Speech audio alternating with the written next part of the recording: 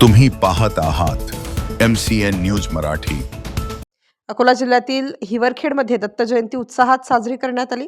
सदाशिव संस्थानवर दत्त मंदिर येथे मंदिराचे जीर्णोद्धारकर्ते देवेंद्र राऊत, प्रफुल्ल राऊत यांचे वडील चंद्रभानजी राऊत यांनी 35 वर्षांपूर्वी दत्त मंदिर बांधले असून सनातन रूढीप्रमाणे त्या मंदिराची देखभाल, पूजा अर्चना स्वतः करून हिवरखेडच्या भाविक भक्त दररोज तेथे दर्शनासाठी म्हणून दर्शन घेतात। निसर्गरम्य अशा खालसा नदी किनारी लोक सहभागातून श्री सदाशिव संस्थान येथे मोठे शिवमंदिर निर्माण सुद्धा झाले आहे। दत्त जयंतीला यजमान म्हणून लाभलेले अमोल भाऊराव वानखडे व पौरोहित कुलकर्णी यांचे मुखदवाणीने दत्तपारायण व अभिषेक करण्यात आला। त्यानंतर महाआरती करण्यात येऊन महाप्रसादाला हजारो लोकांनी उपस्थिती दर्शवून लाभ घेतला।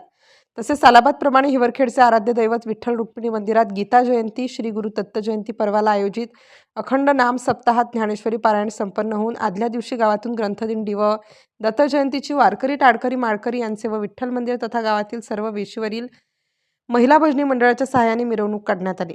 तर सांगता म्हणून आज काल्याच्या कीर्तनाने होऊन पंचक्रोशीतील नागरिकांसह गावकऱ्यांनी महाप्रसादाला हजेरी लावली होती। MCN न्यूज मराठीकरिता बाळासाहेब नेरकर, हिवरखेड।